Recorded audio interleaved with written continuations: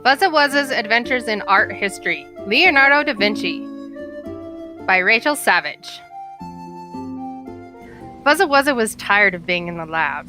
The mad scientist that created the fuzzy little monster didn't have time to do anything with him. Even though it was interesting to watch the scientist try and create new types of paint, Fuzza Wuzza was bored. One day, Fuzza Wuzza snuck out of his cage. Hearing the scientist returning for his afternoon work session, the little monster hid inside some random invention.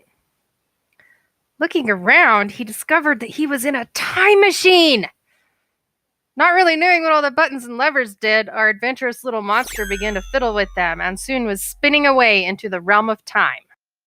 When the machine finally fell silent, Fuzza Wuzza had no idea where or when it had landed. Peeking out from behind the door, he noticed that he was under a table.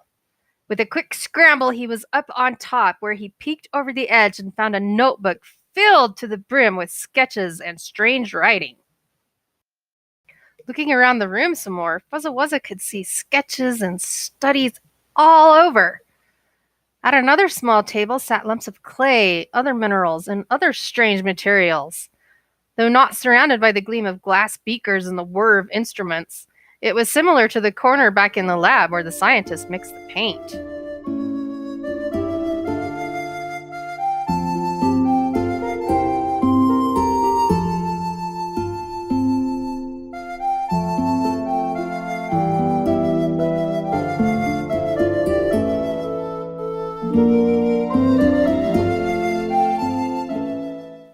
Beyond the bins of brushes and piles of pigment, Fuzza Wuzza spotted a number of masterful paintings in the room.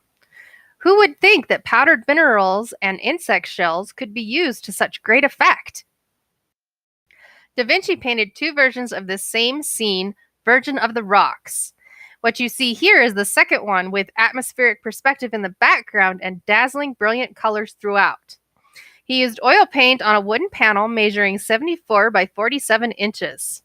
In comparison, the Mona Lisa is only 30 by 21 inches.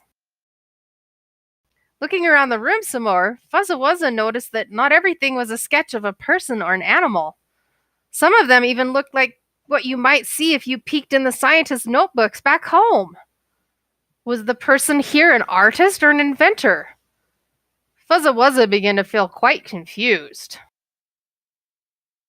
Wandering closer to some pages with writing, Fuzza Wuzza noticed something odd.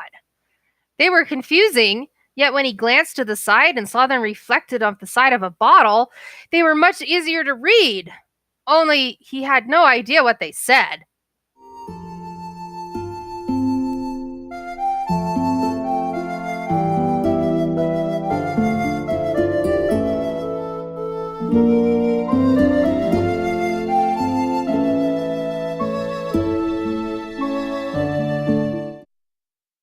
On his way back to the time machine, Fuzza Wuzza noticed one final sketch.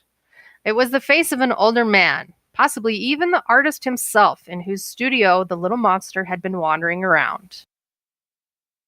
As Fuzza Wuzza fired up the time machine again, we are left to wonder where or when he will turn up next.